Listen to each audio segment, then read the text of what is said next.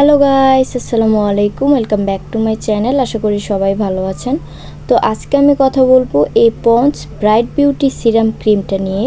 তো এই ক্রিমটার ভালো দিক খারাপ দিক সবই আজকে শেয়ার করব আপনাদের সাথে।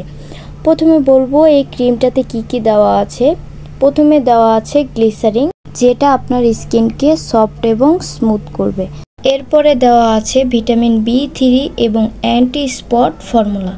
তো ভিটামিন বি3 আমাদের স্কিনকে ব্রাইট করে, আর অ্যান্টি স্পট ফর্মুলা যেটা আপনার মুখের সকল দাগ দূর করবে।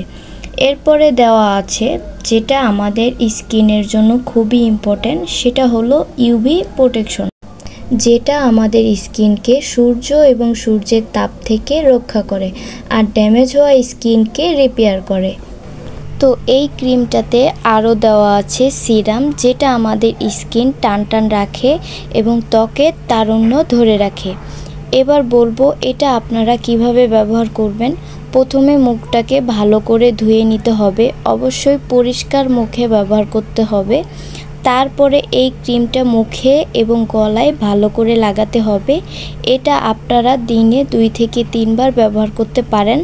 রাতে ব্যবহার না করাই ভালো, আপনারা চাইলে ব্যবহার করতে পারেন। তো এই ক্রিমটা কিন্তু আপনাকে ফুল সান প্রোটেকশন দিবে না, তাই যারা ঘরে থাকেন, বাহিরে অর্থাৎ সূর্যের আলোতে বের হতে হয় না, তাদের জন্য এই ক্রিমটাই বেস্ট হবে। আর যারা স্কুল কলেজে যান অর্থাৎ প্রতিদিনই বাইরে যেতে হয়, তো তাদের জন্য এই ক্রিমটা ফুল সান প্রোটেকশন দিতে পারবে না। এবার বলবো এই ক্রিমটা কারা কারা ব্যবহার করবেন।